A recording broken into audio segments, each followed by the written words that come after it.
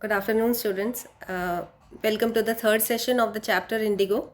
Now, let us quickly revise the chapter with the help of what is shown on the screen. I mean, the actual chapter. You remember the author of this chapter is Louis Fisher, who was writing the biography of Mahatma Gandhi, and he inquired from where did he get the idea of civil disobedience and quit India. And Mahatma Gandhi answered that he got the idea at Champaran, and then he narrated the whole incident. And then he told that he went to Lucknow to attend the Indian National Congress annual convention. From there, he was requested by a peasant. And then after he went to Champaran and then brought justice to the sharecroppers. So let us quickly go through all the questions today so that you have an idea of the overall chapter and all the questions that can be asked. Now, the first question that can be asked is why did Mahatma Gandhi reach Lucknow? Why did he go to Lucknow? The answer is clear, to attend the Indian National Congress's annual convention. The year was December 1916. Then, who met him there? It was Rajkumar Shukla. The next question is why is Rajkumar Shukla described as resolute and tenacious? The reason is that he had made up his mind that he has to take Mahatma Gandhi to Champaran. And he followed Mahatma Gandhi everywhere. From Lucknow, he went to Kanpur, he followed him. He went to his ashram, he followed him. And then Mahatma Gandhi was impressed by this tenacity and asked him to come to Calcutta. And both of them boarded the train to Patna. The next question, what happened at Rajendra Prasad's house? At Rajendra Prasad's house, first of all, why did he take him to Rajendra Prasad's house? Because Rajendra Prasad was a lawyer that time and he could inform him about the legal proceedings of the case. So, Rajendra Prasad was not at home and his servants thought that Mahatma Gandhi must be an untouchable and Mahatma Gandhi was not allowed to touch the well. Now he went to Champaran. Before going to Champaran, he stopped at Muzaffarpur and sent a telegram to Professor J.B. Kriplani. What was the year? 1917. Date 15th April. You can see on this page on the in the first line it's written. Then Kriplani received him. It was midnight. He was standing there at the railway station. He made him stay in the house of Professor Malkani. What was the extraordinary thing of Professor Malkani? That in spite of being a government servant, he housed Mahatma Gandhi for 2 days and that was at the risk of his government job. Even then he did it. So that's the extraordinary thing of Professor Malkani. Then next question, why did the Muzaffarpur lawyers come and meet Mahatma Gandhi? The reason was they wanted to tell him that they were fighting cases and they wanted to impress him by telling that they used to take high fees from the sharecroppers for fighting their cases. They thought Mahatma Gandhi would be impressed, but Mahatma Gandhi chided them. What was the reason that he chided them is the next question. The reason, he said that peasants were so poor and they were taking high fees from them. And the second thing he said, that they should not take cases to the court because it meant only delay and there was no justice. He said important thing was to bring them out of fear. So this is the first message of the chapter. Then we have been informed on the next page about indigo sharecropping. You can see here about indigo sharecropping. What is indigo sharecropping? At Champaran, the land was very fertile and the Britishers wanted to grow indigo over there. The peasants, the farmers were reluctant because indigo used to make the land barren and plus at the same time growing indigo was irksome. So what happened was the peasants were not interested. The farmers were not interested. The Britishers captured their lands and turned the farmers into peasants. They gave the land on rent and said that on 15% of the land they'll have to grow indigo and they'll have to give this entire indigo harvest as rent. And they signed a contract. The contract was signed between the Britishers and the peasants. Whosoever would break the contract has to give compensation to the other.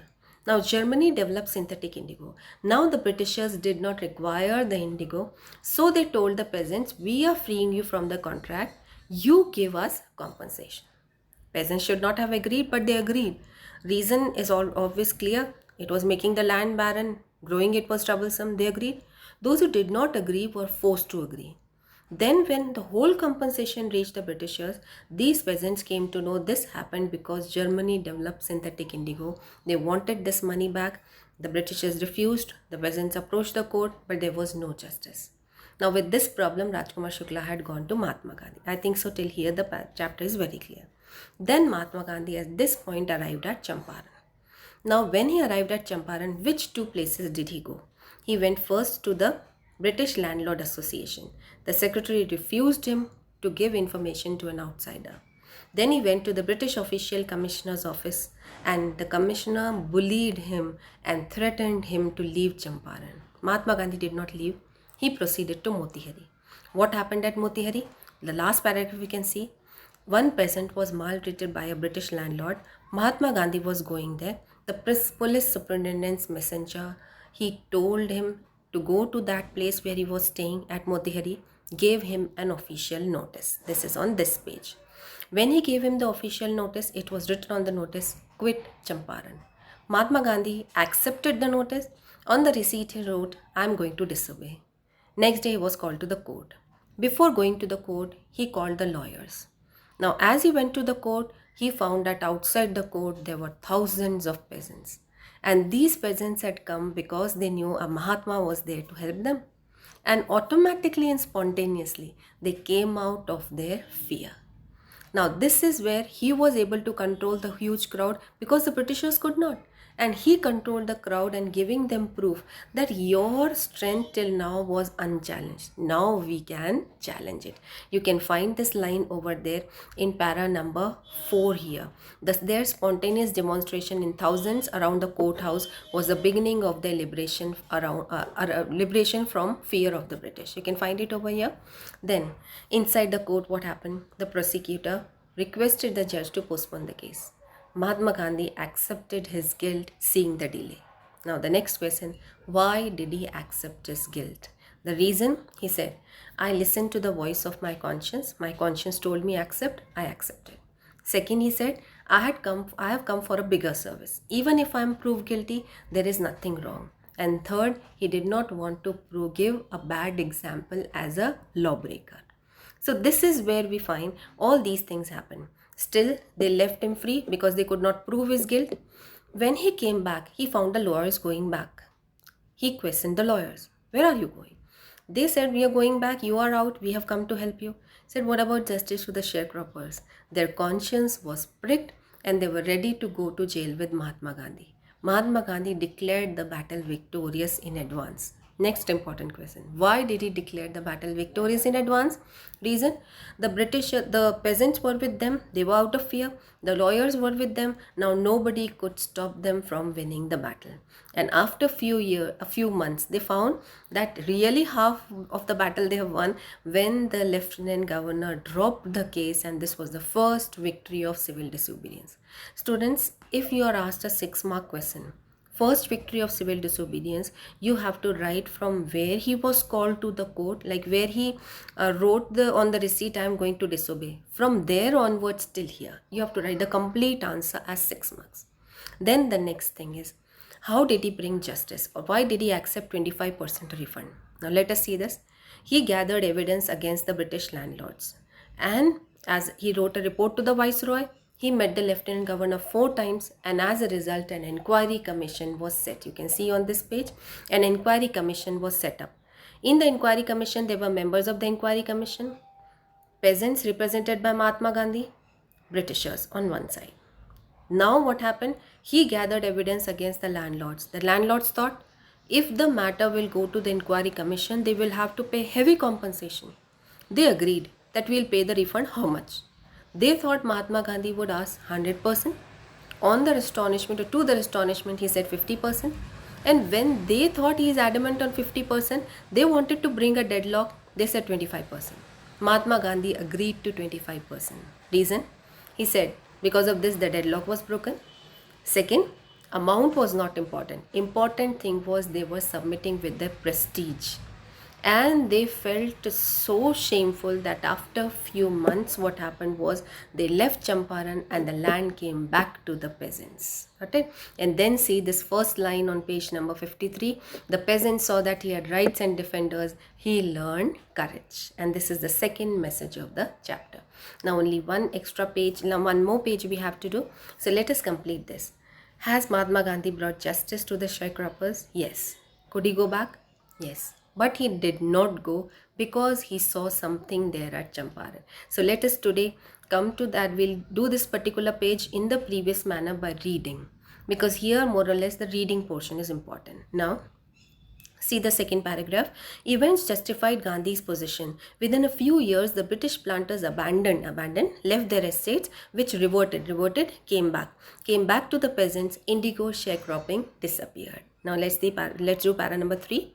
Gandhi never contented himself with large political or economic solutions. He was not satisfied with large solutions. He said, I don't want large solutions. I just want small solutions which is related to the problem of the common man. Don't talk about the country's development. Talk about the human being, the common man's development. He was never satisfied with that. Then he saw the cultural and social backwardness in the Champaran villages and wanted to do something about it immediately. He appealed. Now from here your 6-mark answer begins. What did he do to improve the social and the cultural backwardness of Champaran? Now here you have to make points. Okay, I'll send you the notes also, but you should be able to know the points. First point, he appealed for men who had just joined Gandhi as disciples and their wives volunteered for the work. Several more came from Bombay, Pune, and other distant parts of the land. Devdas, Gandhi's youngest son, arrived from the ashram, and so did Mrs. Gandhi. You can see Devdas, his youngest son, all these people came. Then Mrs. Gandhi's wife also came. Primary schools were opened in 6 villages. Kasturbai taught the ashram roles in personal cleanliness and community sanitation. Students, this is important over here. He was teaching them personal cleanliness as well as sanitation, and this is the third message of the chapter. First is freedom from fear, second is gathering courage, and third is to remain clean and the area should be completely sanitized. So cleanliness and sanitation. He opened an ashram and the ashram is still there at Champaran. Okay, now health conditions were miserable. Gandhi got a doctor to volunteer his services for 6 months. 3 medicines were available. Students, their problems also were 3. They remained dirty, the surroundings were not clean. The problems were skin eruptions, then mosquito bites. Now because of mosquito, one common disease, malaria. Then because of mosquito bites, common skin eruptions. And they had problems in digestion, so their tongue also had got boils on it. So there were 3 problems. So what did he do for these 3 problems? Let us see. 3 medicines were available: castor oil, quinine, and sulfur ointment. Anybody who showed a coated tongue with boils or blisters, anybody showed a coated tongue was given a dose of castor oil. Anybody with castor oil, anyone with malaria fever received quinine plus castor oil. Anyone with skin eruptions received ointment plus castor oil. One thing was essential in all the 3 cases, and that was castor oil. Now, Gandhi noted the filthy state of women's clothes. He asked Kasturbai to talk to them about it. One woman took Kasturbai into her hut and said, "Look, there is no box or cupboard here for clothes. The sari I am wearing is the only one I have." They were so poor. And how can you expect them to remain clean? But still Kasturbai taught them how to remain clean. Then, during his long stay in Champaran, Gandhi kept a long distance watch on the ashram. It was not that he remained in Champaran every time. He went to other places. But from there also he kept a watch on the ashram. It's not that once you have done something, you leave it over there. He continuously kept on looking at it afterwards also. Then he sent regular instructions by mail and asked for financial accounts. Once he wrote to the residents that it was time to fill in the old latrine trenches and dig new ones. Otherwise the old ones would begin to smell bad. And here is where this sanitation system was maximum brought by Mahatma Gandhi in India. I mean, he popularized it. This was what was done. That's why when our Prime Minister Narendra Modi started the Swachh Bharat, the cleanliness campaign, it was on Mahatma Gandhi's birthday only. Now let us do the last page. This here has got 3 important questions. Be very careful over here. See the first question. The Champaran episode was a turning point in Gandhi's life. Students, what is turning point? From where our life completely changes. And he said, I got this idea of quit India and civil disobedience at Champaran. This is what is the answer, but one more thing he had to say. Let us see. The Champaran episode was a turning point in Gandhi's life. What I did, he explained, was a very ordinary thing. I declared that the British could not order me about in my own country. He clearly told the Britishers, not told, he showed them, I am not an outsider, you are an outsider. That's why they had to leave Champaran. But Champaran episode did not begin as an act of defiance. It grew out of an attempt to alleviate. Alleviate? Students, this word is very good. You can use in extended composition. Alleviate is you reduce something so that you can remove it. Like I cannot say poverty can be eliminated suddenly, but at least it can be alleviated. You reduce it so that it can be eliminated. So this word can be used in any extended composition. Corruption should be alleviated. Poverty should be alleviated. You're getting where to use it? Now, Champaran grew out, it grew out of an attempt to alleviate the distress of large number of poor peasants. This was the typical Gandhi pattern. I told you there are three important questions. One question is why it was a turning point. Second question is what was the typical Gandhi pattern? See the typical Gandhi pattern and just understand this line. His politics were intertwined, mixed. His politics were intertwined with the practical day-to-day problems of the millions. He said, don't talk about country's development. That's what I told you earlier. His politics was for the common man. Okay, his politics were intertwined with the practical day-to-day problems of the millions. His was not a loyalty to abstractions, mental concepts. People say, okay, economic development of India. So many people are above poverty line. But what about those people who are below poverty line? He said, don't talk about mental concepts. Talk about what? Just see here. It was not a loyalty to abstractions, it was a loyalty to living human beings. In everything Gandhi did, moreover, he tried to mold a new free Indian who could stand on his own feet and thus make India free. This is the most important thing here. He wanted the people to become self-reliant. And this is the fourth message of the chapter. First message, freedom from fear. Second message, gathering courage. Third message, cleanliness and sanitation. Fourth message, becoming self-reliant. How did he teach them to become self-reliant? See that last episode. Early in the Champaran action, Charles Freer Andrews, people call him for short C.F. Andrews, the English pacifist one who worked is for peace. The English pacifist who had become a devoted follower of the Mahatma Gandhi. People used to say he is a bhakt of Mahatma Gandhi. He used to worship Mahatma Gandhi, although he was a Britisher. Okay, then who had become a devoted follower of the Mahatma came to bid Gandhi farewell before going on a tour to the Fiji Islands. Gandhi's lawyer friends thought it would be a good idea for Andrews to stay in Champaran and help them. Andrew was willing if Gandhi agreed, but Gandhi was vehemently opposed, very strongly he opposed. The reason, just see, he said, you think that in this unequal fight, it would be helpful if we have an Englishman on our side? This shows the weakness of our heart. The cause is just. Just means full of justice. The cause is just and you must rely upon yourselves to win the battle. You should not seek a prop in Mr. Andrews because he happens to be an Englishman. He said, don't depend on anybody. Depend only on yourself. And this is the method he taught them, a lesson of self-reliance. He had read our minds correctly, Rajendra Prasad comments, and we had no reply. Gandhi in this way taught us a lesson in self-reliance. And see the last line, self-reliance, Indian independence and help to sharecroppers were all bound together. You cannot remove self-reliance from Indian independence. You cannot remove help to sharecroppers from Indian independence because that was the beginning. You cannot remove all these three things. These three things were together bound. Now this whole chapter, I think so now all of you have understood. Now let us discuss the NCERT questions here. You have seen the first question. Why did he consider Champaran episode to be a turning point? I've already given you an answer. Because the Quit India Civil Disobedience Movement, the idea he got at Champaran. And second thing, he declared the Britishers, they were outsiders, not him. Then second, how was Gandhi able to influence the lawyers? Now this is important. I'll just give you a second to think. How was he able to influence the lawyers? Some of you must have got an answer. First place, at Muzaffarpur, when he scolded them. Second place, when he returned from the court and he questioned them, where are you going? He pricked their conscience. Third place, when they wanted to take the help of C.F. Andrews towards the last, he told him no, depend only on yourself. How many times was he able to influence the lawyers? 3 times. So this is a 6-mark question. So be careful about this. Then the next one. What was the attitude of the average Indian in smaller localities towards the advocates of home rule? Many people did not know him. Professor Malkani, people like educated people, they knew him. Professor Kriplani, Malkani, they knew him very well. The Muzaffarpur lawyers knew him very well. But do the peasants know him? Did the peasants know him? No. They only knew one thing. Mahatma has come to help us. So this was the attitude of the average Indians. Okay. Educated ones, yes, they were willingly taking part.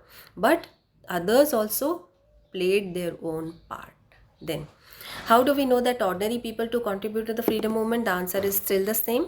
Then, freedom from fear is more important than legal justice for the poor. Do you think so, that the poor of India are free from fear after independence? The answer is no.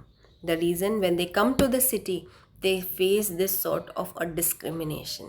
What? Then the qualities of a good leader have been mentioned. These all things. Okay, so now I'll be sending you the notes also, and the answers, probable answers to these questions also. One more thing, if you wish, you can copy down the notes. Otherwise, you can copy down that flowchart till there, and whatever I have taught today, that can be written in the form of notes. Okay, thank you.